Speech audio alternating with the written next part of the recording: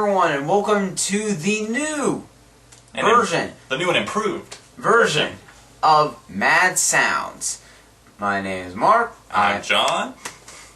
I am from Spin Reviews, as you probably know, from the channel that you are on. They're currently watching Spin Reviews right now. And if you know about me, then like 95% chance you know this guy. I'm John. I run the channel ARTV Reviews, formerly Album Review TV, if any of you know me by that alias. But I'm excited. I'm excited to get back into kind of a long-form discussion type video. Obviously, this is considered a podcast, and this being the first one that we've done together. Yeah. In case you missed the announcement that we did in the live show we did a couple days ago, which would kind of make this dated at this point. Basically, in this, we'll just go off into like random tangents and stuff, answer questions from fans, so we go into conversations based on that. Really just whatever for about half an hour and just kind of see how it goes. We are kind of obviously in the formative stages of this, and it's kind of hard to tell exactly how this is going to develop as it goes along, so yeah, you guys are along for the ride too. That's right. Today we've got a couple of things that we have in mind. This is obviously going to be a little bit freeform, as in we don't have our thoughts planned out, but we have topics in place or else questions that you guys have asked in place, ready to kind of discuss. Exactly, and just kind of tangents to go off of based on that. Again, this is going to be about half an hour, which is actually a bit shorter than a usual podcast is, but I think it's probably the best way to go about it, at least at this like early stage of it. And we don't really have any plans on putting it on iTunes or anything like that at this point, but who knows how things are going to go in the future if things end up going well enough. Right, if they evolve into something more than that, and where a lot of you guys are wanting to see this on iTunes or something, so you can easily get it on your phone just like that, or your tablet, etc. But as of right now, Mark's going to be including a link in the description down below where you can just, if you don't have time to sit down and watch the YouTube video, or you don't have the data on your phone, you're not connected to Wi-Fi or something, he'll put a link to the YouTube converter where you can just automatically rip this video straight to an MP3 and make it nice and easy for you to get it on your phone. Yeah, so basically how this is gonna go for this general thing about it is that we're going to go into one little quote-unquote music news story, even though it's kind of a minor one. Right. And then just go into a couple questions from there. So what do we have on the table for today? Well, it's been something that I've been really excited about just because I'm a huge fan of the Rock Band series. Same. Rock Band has announced that Rock Band 4 is finally coming out. There's been a long hiatus in between games. As you probably noticed, sales kind of dropped off and that sort of thing. And not to say that there wasn't a core fan base there, because I think that's why it's coming back.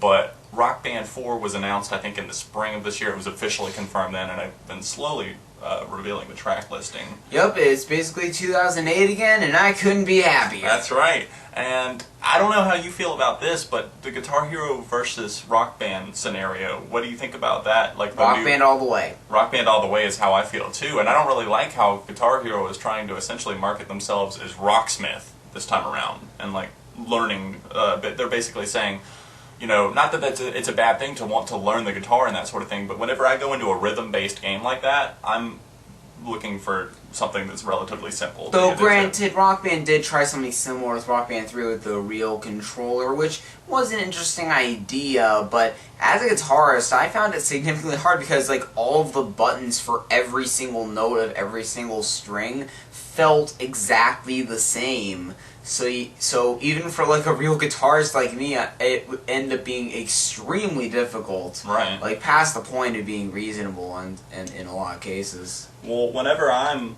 sitting around, I still play this pretty much on the weekly. We've got Rock Band 3 right here. I still play this. Do you have a copy of Rock Band? I haven't played Rock Band in a while. But that's because I have no friends. We're gonna have to do that before you leave. We're gonna have to play Rock Band. Cool. Nobody ever plays with me. We're gonna either. have to do a little Let's Play. Yeah, we'll do a Let's Play of Rock Band 3 if you guys want to see Only that. the most topical. Exactly. Rock Band 3, I mean, that's what pulls in the viewers. Spin Reviews Let's Plays. Not new enough to be trendy, but not old enough to be nostalgic. I think that was our thumbnail right there. Are we going to use that as the thumbnail? Yeah. I don't know. We did a thumbs up for those of you that are just like listening in our tab. Right. And oh yeah, we kind of left out the elephant in the room here. The fact that we're in the same room. That's true. I don't know if that's the elephant in the room because my vinyl copy of Elephants by the White Stripes is sitting right over there, so I can kind of consider that the elephant in the room. I see what you did there. You did. But and I hate it.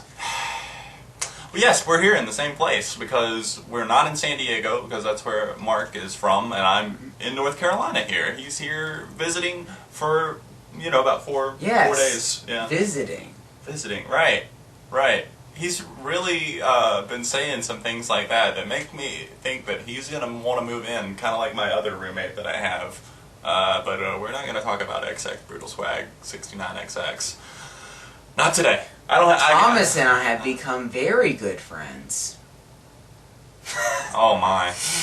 Oh, so Rock Band 4 has announced that they've got songs all the way from St. Vincent to Paramore, Aerosmith, Rock. And for some reason, a lot of the headlines the comments have been very negative. Very negative, especially about that Paramore song, Still Into You. It's like people are saying, like, they should have older Paramore songs, but have they not seen previous rock bands? Like, number 2 had That's What You Get, number 3 had Misery Business. And I believe... You just expect them to...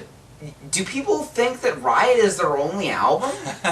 You would think so, but... And if anything, out of all Paramore songs, like, Still Into You is, like, the most... like, rock band guitar track friendly song. Like, I'm surprised they didn't use the bridge for that song in the commercials. Right. For that game. I'm surprised too because that's one of the it's one of the most prominent guitar parts in the entire song, where you can hear it and you can imagine yourself playing along and that sort of thing.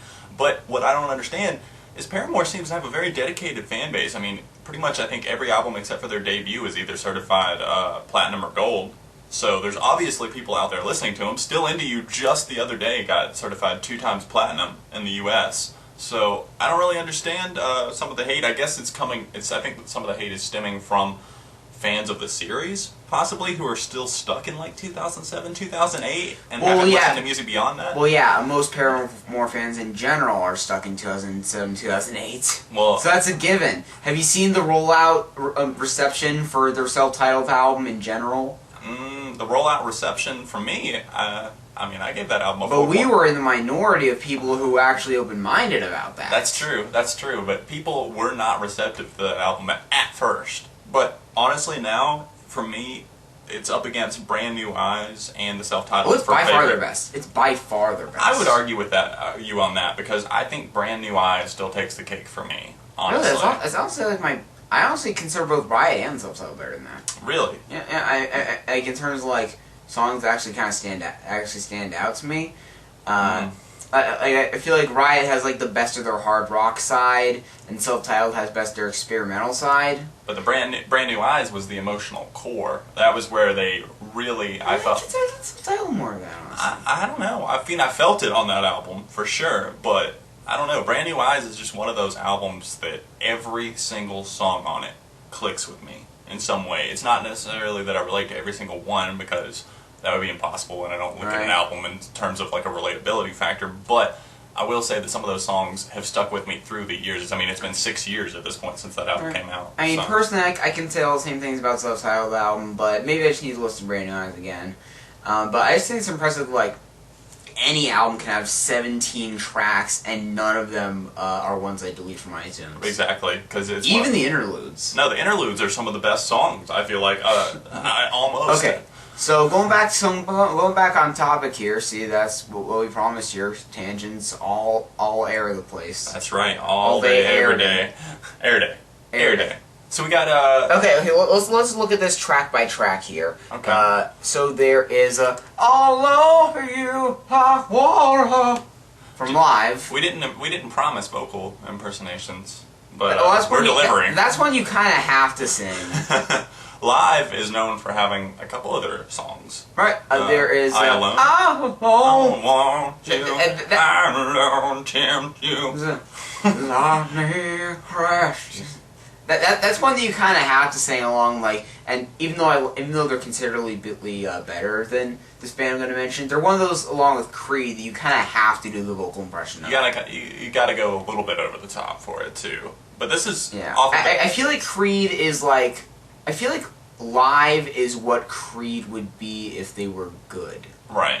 I guess that's true. I haven't spent that much time in Live's discography other than throwing Copper. Well, I mean, I've heard equal amounts of both, right? Just from what I gather, right? But yeah, that's pretty good in terms of, you know, the old '90s rock, you know. That throwing a little bit in there, but then we got "Birth in Reverse" by St. Vincent. That is awesome. We're both very excited about that. I can actually play that song on guitar, and it's so fun to play. So I'm curious how it'll transfer over to the to the old controllers. Yeah, it'll definitely be interesting, and I think we're both, obviously, if you've seen either of our reviews of that album, we both feel very positive towards Top it. Top 10 of the year. Top 15 for me. I think it was number 13 on my list. Oh, well, okay, hater. But keep in mind, Mark, I listened to about 140 albums last year. Okay, fine. Okay.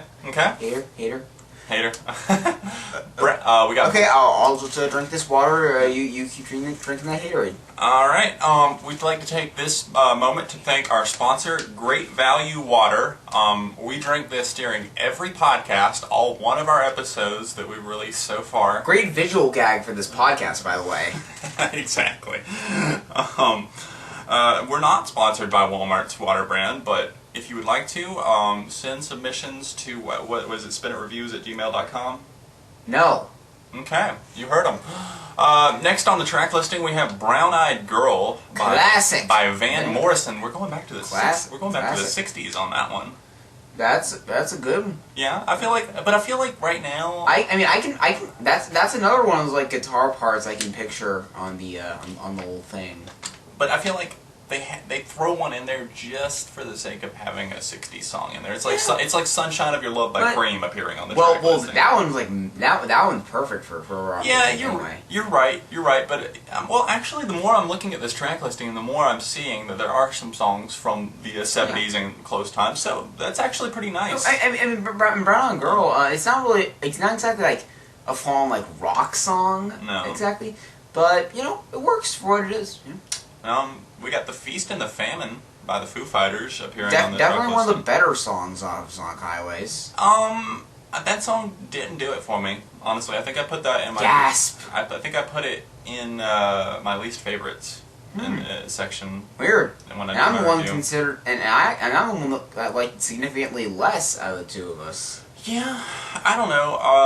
I went back and updated the description for that video and put... because, how opinions fluctuate and that sort of thing, and from time to time I'll go through and update the descriptions if my opinion on an album has changed. I'll update the rating and that sort of thing and put the date whenever I changed it, and I went back and I updated that to, I believe, a 3 instead of 3.5. Okay, now we're in the same boat. Right, so, I don't know, it's just that I feel like... It's a waste opportunity. Yeah, the more I listened to it, the more I saw that, I think, so...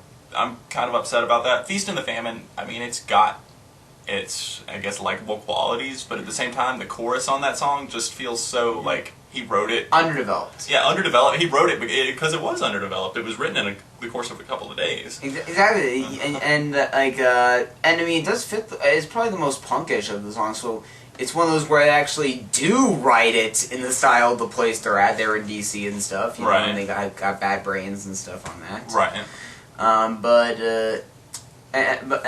To me, I wouldn't really stack it against like the great Foo Fighters singles, right? In the way that I would for Something from Nothing, right?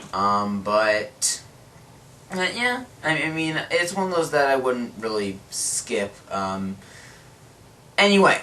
I don't think there's no way we're going to be able to get to the entire track. Okay, well, I mean, we can hurry through. Friday I'm in Love. Yeah. Hail to the King. Yes, one of my favorites off of that album. Cool. Halls of Valhalla by Juice. Oh, that's from their latest album. I haven't heard that. I wanted to get around to that, but I just didn't. Yeah. Well, I guess we'll be playing in Rock Band 4. I heard it was okay. Yeah. I heard similar things. I haven't heard that song. Oh, Lazaretto. Yes. That one is perfect. We're very excited about that one because I'm pretty sure, didn't that song come up yesterday? Didn't we listen to that song? Yeah, that came up in the requests for songs to play. During the live show. Yeah, if you missed out on that, then, we tackled some songs. I sure did sing backup vocals on Harlem. You did. Unfortunately, I was a dying cat in the words of was it Jeff or I think it was Rewind? I think it was Rewind Reviews. And that's why you're not the host of the show anymore. Shots fired. Hold on, we got to drop the mic. And then you're supposed to walk away. Drops mic, chugs water. That's the new thing, guys. Stay hydrated. Stay hydrated out there. We got great visual gag. We got Little Miss Can't Be Wrong by the Spin Doctors. Another one of those, like, what was their other hit that they had? Two Princes? Yeah, Two Princes. They're the ultimate two-hit wonder, really. Yeah. Same year, I believe, both of those songs came out. Same album. Yeah. Metropolis Part 1, The Miracle and the Sleeper. By Dream Theater. It's probably... I haven't heard that song. I'm at that well version Dream Theater. Probably 18 minutes long. Yeah, considering some of their past material. Probably goes into like 5 different time signatures, so it'll be interesting. Well, it is labeled as Part 1, so maybe it'll be a little bit smaller than a normal song. We got Miracle Man by Ozzy Osbourne. Nice. Yeah. You know what? Whenever I think of like Ozzy Osbourne now, I just think of when I saw Black Sabbath on their 13 tour back in 2013, and on every, I'm fairly certain, like every single song, Ozzy would go up to the front of the stage and just get everyone. Just like except for those of you listening for this visual gag, and sorry, headphone users. R.I.P. But I was holding my arms out and just like clapping and just like hope the audience would clap along with the beat, even though he was a lot of time clapping off beat. Yes. And the guy's clearly just out of his mind, but he can Sharon! But he can still sing the songs perfectly somehow. I don't know. Well, not perfectly, but competently. Right. He's somehow still. You know what I mean? He's still on point. On point. I thought you were gonna say on fleek, and I was about to really judge you. The next one we got is I'm really excited about. Crazy Train's on fleek. Really excited about the next one, though. My God is the Sun by Queens of the Stone Age. That's perfect. Very, very much so. My God is the Sun, definitely one of my favorite songs from Like Clockwork, which was, I believe, number 2 on my best albums of 2013 list. Something that I'm still in my top 10. Yeah. In this case, I'm the hater. You're the hater on this one. What happened, man? Little role reversal there. Where was Lord on your top list that year? Number 3. Same. We just high-five. America. New Zealand! I mean, Joel Little, the producer. Yes! Alright. And by the way, coincidentally, the next year, Joel Little's next produced album, Broods, was also number 3. So, on your list. Yeah, so good on you, Joel. Broods Evergreen, that was in my honorable mentions, but... Yeah. Okay, now you're just full on past hater and into dissenter. Hater. We got The Seeker by The Who. Cool. Somebody Told Me by The Killers. Cool. Very excited. My favorite. Still Into You. We talked about that. We already talked about that one. Somebody Told Me, for the record, is my favorite Killers song. Some Elvis song. Probably. Cool. Yeah. Toys in the Attic, Aerosmith. Awesome. Yeah, that's a good one. I'm the Aerosmith fan. Yeah, you are, so I knew you'd be excited about that one. Yeah. I'm not excited about Uptown Funk by Mark Ronson and Bruno Mars being on there. Listen. Listening. The song's still awesome, but that doesn't mean I can't hate it in the moment. Right. And in the first half of 2015, currently, I'm allowed to hate it because it's everywhere. I know. And it's on Rock Band, and I won't play it. And you know what? I learned how to play the guitar. And you know what the bull crap part of this is? What? That I learned how to play the guitar part of this song, and it's literally just the same chord the whole time with just one finger changed to make it 2 different versions of the same chord. Wow. Now that probably took years to craft. But it's catchy. Well, I mean, there catchy. are multiple parts of the song, But it's aside from the guitar. But the guitar is not a formative element of the song. Right. You know? I feel like I would enjoy playing bass on that more than I would enjoy I mean, if you're guitar. gonna have one current like top 5 hit in there, make it "Shut Up and Dance." Yes, thank you. Thank you. But maybe the whole tracklist thing hasn't been revealed yet. I don't think that's it. I don't think that's everything. Right. But, Violent. Let's see. I like they're having some a little more underground on there with the Benjamin Booker song. Yeah, came out in I remember 2014. when I interviewed James Bay, he was talking about how great the Benjamin Booker album is. Apparently, he's like this blues rock singer songwriter that's gotten a lot of good reception. So good on him. Nice. The Warrior by Scandal. I think I've heard of Scandal. They're like a 80s rock band. You know, Right. Cool to have the semi-obscure classic song on there. You Make Love and Fun by Fleetwood Mac. Yeah, obviously, it's always good to throw a Fleetwood Mac track on there. I mean, Obviously. I always love playing Dreams on Rock Band. That's one of the ones that. And Go Your Own Way on Rock Band 2. Right. That's a classic, right? Especially when you're playing drums on that. Yes, that's there. Definitely, it's been a while, but it's always fun. Been a while. They should have that. It's been a while since. Okay, we take it too far. It's one of those where it's like someone says you've been a while, and it's like, it's been a while, and then you just never speak of it. But I want to talk about it. No. What's it been a while since? A lot of things, according to that song. That's true. It's been a while since he went and messed things up again, as the radio edit would say.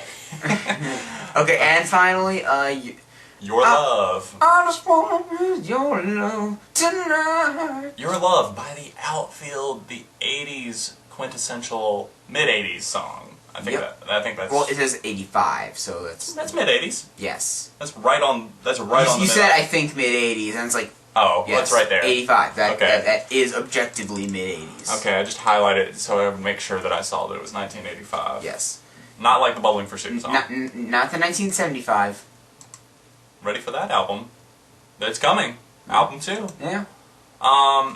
So I think we got a couple of questions sitting here, Mark, and Let's do this. they've been sitting in my inbox for a little bit. You guys can, for future episodes, feel free to either in the comments or else on, if you want a link, either if you want to make one or else you can direct them to mine. It's a great way to save up questions on ask.fm because I've had some of these just sitting here for a while going unanswered because I thought they were good long-form discussion type questions. But if you want to leave anything in the comments that you want to see us discuss in the future, or if you want to head over to ask.fm/album review TV. Yeah. Or if you want to leave your comments your questions just in the comments of this video. Right. So either way. That would probably be more convenient for me, but either way you want to go about it, we'll take questions equally from either source. So he'll just link both those on his various social medias, and I'll do the same with mine. Even though the reach on my Facebook page is terrible. Yeah, that's Facebook's fault. Yeah. You know, that's. And I don't have Twitter, so well, you should get on that. That's my fault. That is. But I waste no time on Facebook, so I can't be bothered with that. Yeah. But anyway, so let's get started with this. Okay.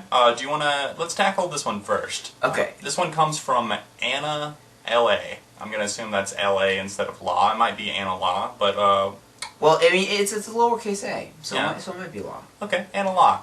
Have you ever attended a concert alone? And if so, have you got any tips? I've been to one on my own because of circumstances, but I'm not confident enough to book tickets for myself to go alone.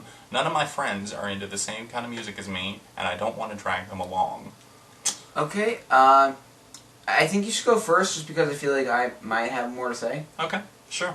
Well, I've been to a few concerts by myself, especially in recent times, just as my music tastes have kind of changed. Not necessarily changed, but they've expanded. Right. And I don't exactly have people that are dying to go see Father John Misty, or else... Unfortunately. Yeah, unfortunately, but no one's dying to go see Casey Musgraves, Father John Misty, or even maybe, say...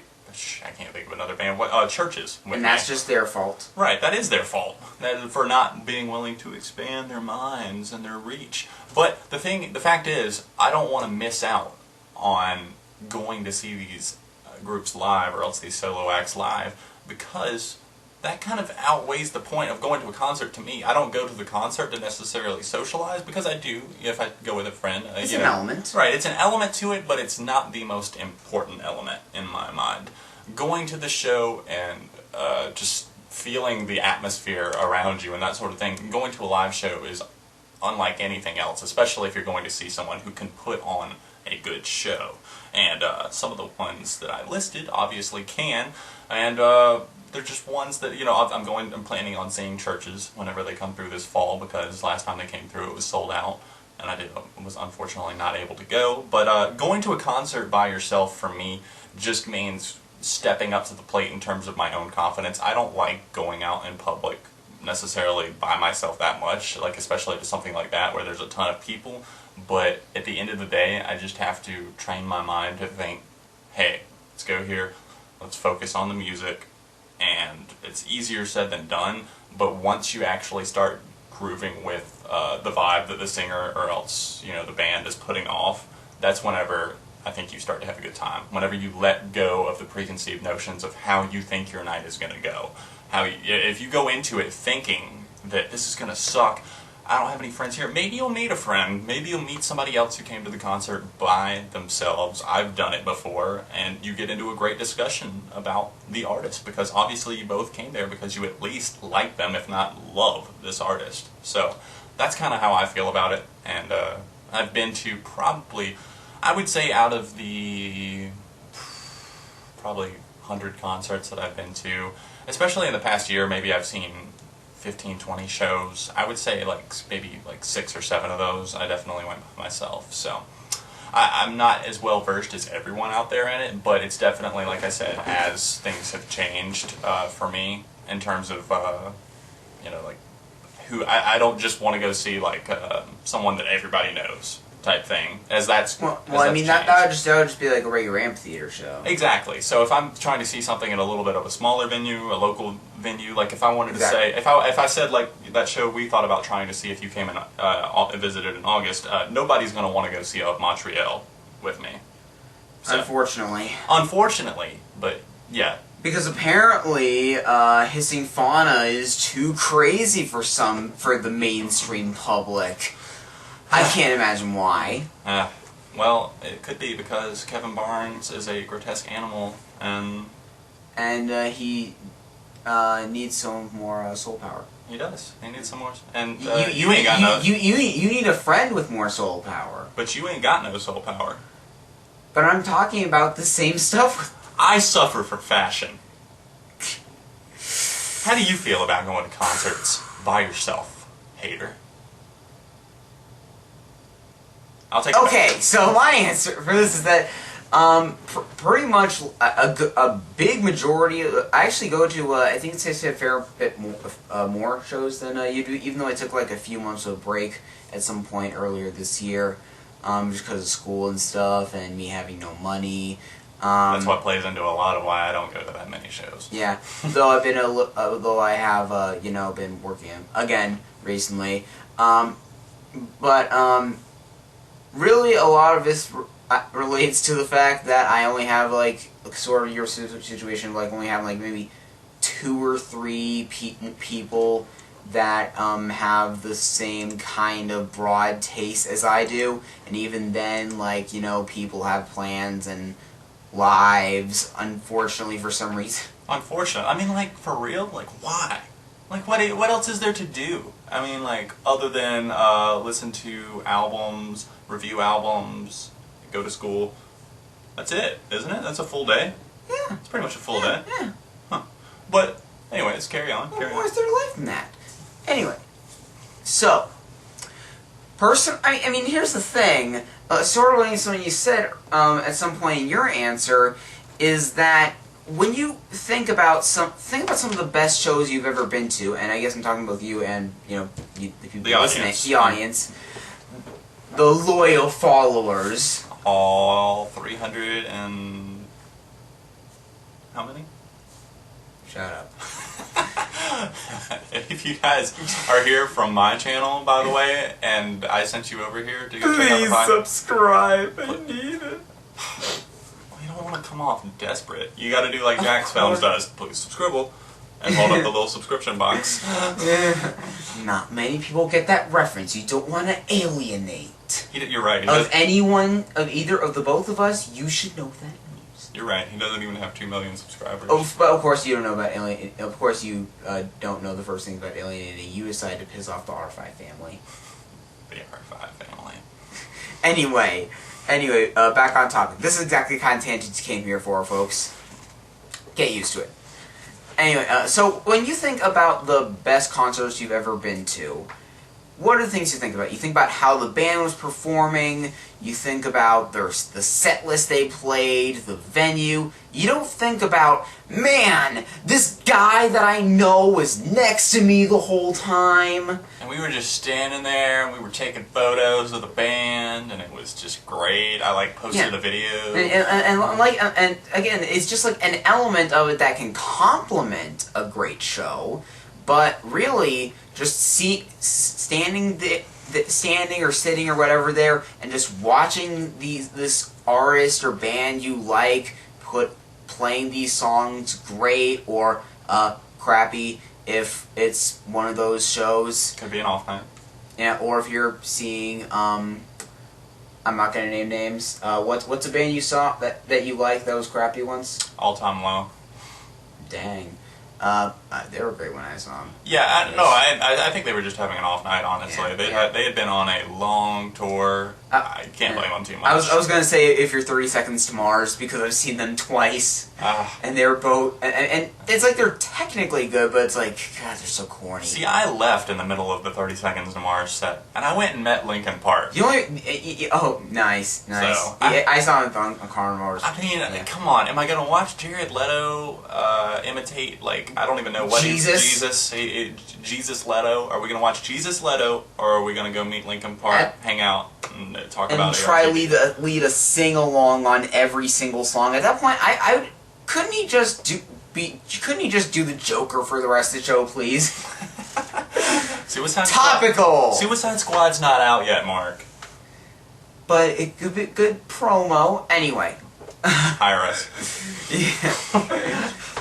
Hire us, DC, even though I prefer Marvel. Wow. They'll never hire us now. Anyways. Steel's okay. Anyway. Wow, we went everywhere. Again, editing it out.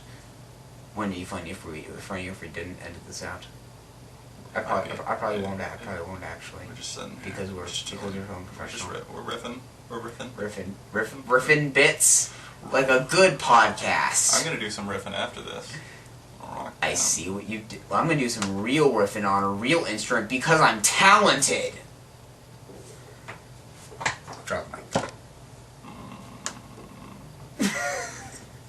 Talk about your dang concert experience. But anyway, you really shouldn't worry about going to a show by yourself. No. Because again, you're there to enjoy the show, and if you do meet someone, and he did mention that you could meet someone, you shouldn't really hang on that either, because most of the time I really don't. And I did actually meet someone at that Linkin Park show, but I never talked to them again after that. I met somebody at the Linkin Park show too. His name was Chester Bennington, and Mike Shinoda, Brad Delson, I think. These other. Yeah, well, you know. Joe Hahn. Oh, funny thing. And just a couple last week, I just happened to be close to this thing called Comican. I think that's what it's called. Comic Beacon? Yeah. Yeah, and for almost free, I just happened to be able to go to this meetup where I just happened to meet this guy named Phil DeFranco, I think. And yeah, I'm not sure if you're familiar, but he's my favorite YouTuber, right? you know I've been watching him for 7 years. That was the joke. And you're throwing it in my face again. You were throwing Chester Bennington in my face again. That was. But like I said, like he said, you can't go in relying on that. I mean, I'm not saying that I've made lifelong friends from attending concerts. I think the main thing to take away from it is the experience itself. And exactly. As long as the band you're seeing is great, you got a decent spot. Then again, shouldn't hang on whether or not you're seeing whether or not you're experiencing that with someone else. If you are, awesome. If you're not, then that shouldn't ruin it for you. If anything, you don't want to pay for 2 tickets if your friend's broke. That's true, because I've had to do that before, and that's not fun. If your friend is one of those people that's like, I'll go, but you gotta pay for it, no. Just say no. Stand up for yourself and say, I'll go to this concert by myself. You go, girl. That's right. We crossed our you go, girls. Crossed our Z's. Crossed the streams. Yeah, we did. But, Mark, I think that pretty much answered that question. I hope that answered Anna's question. Do you think it did? Yeah, I think so. Yeah. By the way, we're about 35 minutes in. We planned for this to be about half an hour. Do you want to get to the second question? Honestly, I think that's one that deserves a not so rushed answer. So I think that we should answer the shorter question, the one that we can get to a little bit. I don't even think I showed you this one. No, you only showed me 2. So do you mind if I spring one on you? Is that also one? Yeah, it's in here. Yeah, okay. Do you mind if I spring this one? It's just going to be a quick one that I want to. We can kind of wrap up the show with it because I'm not sure how you feel about it, but I'm going to reword the question. My emotional story behind Boulevard of Broken Dreams. No. This is here. Let me read it to you. Do your real life friends and family watch and support your reviews? How do they see you compared to your casual self and as a YouTube reviewer?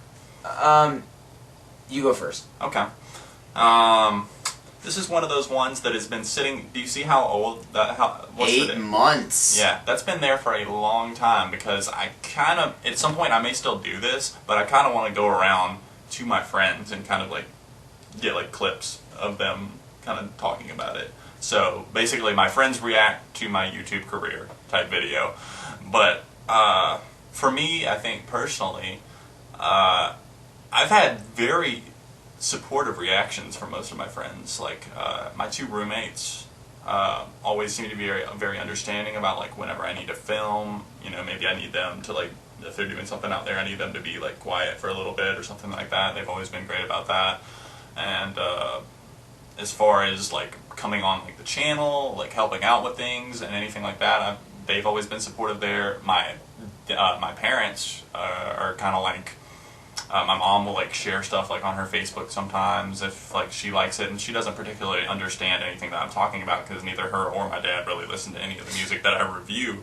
But my dad, even though he is more of a traditionalist type person, I've always found that he's been very supportive and has said, you know, that's what you're passionate about, continue doing it. And he's like not blown away, but he's been really surprised and I guess impressed with the growth that's been able to come, just because he knows how long like I had to work to like get anywhere. So basically, I'm thinking back to whenever I was in your boat, and you're like kind of like starting your channel. What's that supposed to mean? Starting your channel. You're young in your YouTube career. It took me 3 years before I got anywhere. Oh yeah, I at this point, like, weren't you still like making that Hurley review? Yeah, this was kind of like at your point. At this point in my, I'm thinking back. I'm trying to compare it. It's been about a year and a half. Year and a half. So I would have been making. Well, 2.5 years if you count the old text reviews that no one saw. We won't count those because I did some of those before I started the channel too, and we won't. So year and a half. Right, year and a half of making videos. At that point in my YouTube career, that's around the time whenever I was putting out stuff like my Owl City All Things Bright and Beautiful review and my Neighborhoods review by Blink-182. The original one. I know, cringe. If any of you guys have seen that, I'm so sorry. But yeah, it took. Well, you took like 6-month hiatuses. You got to take that into account. I only did that once. Whenever I first started the channel, in between my Life Starts Now review and I think the 303 review. Oh, okay. So that was the only 6-month hiatus I took. But yeah, I really, I guess, started coming into my own around October of 2012. That's whenever I started noticing a real growth, because after my like Green Day Uno review, Imagine Dragons, Night Visions, Billy Talent, all these other albums, and the reviews I started noticing gaining traction and actually getting comments and that sort of thing. So, anyways, back on topic in order, like how people feel about that. I think at first, some of my friends, especially back whenever I would have people in and out of my apartment pretty often, just because I lived right near like the core group of my friends, they were just kind of like blown away. They were like, holy crap, people are actually watching your content. And it was kind of like before, they were kind of like skeptical about it, like, you know, you're just talking to yourself on a camera, you know, like who really get a real job. Yeah, exactly. And it wasn't a job. Even though you had a real job. Right, I did. I was about to say, yeah, I was like, I had a real job because most of those friends, some of them were coworkers, so they knew I had a job. But it was just like, why are you even bothering to do that? But then as like things started to take off, I think more people start to see, and as we live more in this digital age, even people who I initially thought would never understand like what I do, like older people, like not super old, but you know, like my aunts and uncles and family members and that sort of thing, they're actually starting to grasp the fact that you can launch yourself as essentially your own corporation, your own business, your own entity that takes off into something. And in the online world, if that's what you want to do, you find something you're passionate about and you build off of that, and it could actually take off. Just like it could take off for Mark too, because if you put in the work, which we both do, you put in the time, listening to the music, contemplating and that sort of thing. I don't know. Yeah. You never know. How do some of your family members or else friends and stuff feel like that? You know, even fellow YouTubers. Honestly, I feel like I'm kind of, my answer's slightly different, I think, just because like I tend to have a problem like getting in my own head about stuff. And so I try to like keep like a kind of a divide at this point, and because I'm early on, you know, so it's not quite as like established and like as much of like a prominent, you know, element of my life for like income and stuff like that. Like I've still technically made like $20 in AdSense according to my account. Through the roof. Making that YouTube money. Okay, great visual gag. Yes, we were throwing money with our hands for any listeners. We were making it rain. All over the microphone. We're making it hail with all those pennies. It's a hailstorm. Ironically, for even though my review of their album was pretty negative. Mine too. But yeah. But anyway, like I said, I kind of try to keep kind of a divide between like my personal and like internet lives, I suppose. Like I don't have my family friend on Facebook or anything, but I try to keep my friends informed. Like I encourage them to, you know, subscribe to the channel. A lot of them are, and you know, they kind of support what I do. Like, you know, like if they're ever part of something, then I ever like you know, part of something to promote. Like if they're in a band, or like if they're if they write for a website or something. Like I got connections. Like I actually, my friend Riley actually wrote that interview with Travis Barker on. Yeah. Right, you showed me that. So I do have some kind of connections, and if one, and I've always said, you know, if you guys are ever in the mood for reviewing an album on YouTube, just let me know. We can do like a collab at some point in real life. That would be fun. Going more toward, so for friends, like I'm all up for mixing up those worlds and stuff, and they seem to think it's pretty cool what I do. But as for family, that's when things get a little more complicated, because like I feel like a lot of my family is still as you know people born that are a little older, a little more traditional media minded. Not to sound all like, yeah, YouTube generation, you know, not to sound all like VidCon-y. Right. VidCon-y, TM. Right. Pending. Yeah. But I feel like it kind of changes because, like, I mean, some of you guys might know that a few months ago, for Mother's Day, I had my mom on for a video where we talked about the new West Coast album, and obviously she's aware of what I'm doing on the channel, and she seemed pretty cool with that. She even saw the collab videos that we did just so she can get a good idea view before I came over here. Right, like my son's going across the country to hang out with this YouTube With this strange man who partially talks about music for a living. That's right. Hopefully someday fully. Right. Yeah. Sponsor us, Great Value. Sponsor me, please. I'm not going to put any text up for this podcast, by the way. That's fine. That's fine. I'm just... Just because I have Sony Vegas... Thanks to me. That doesn't mean that he's going to put text on screen. Exactly. It's not necessary. Yeah. You heard the words coming out of my mouth. Yeah.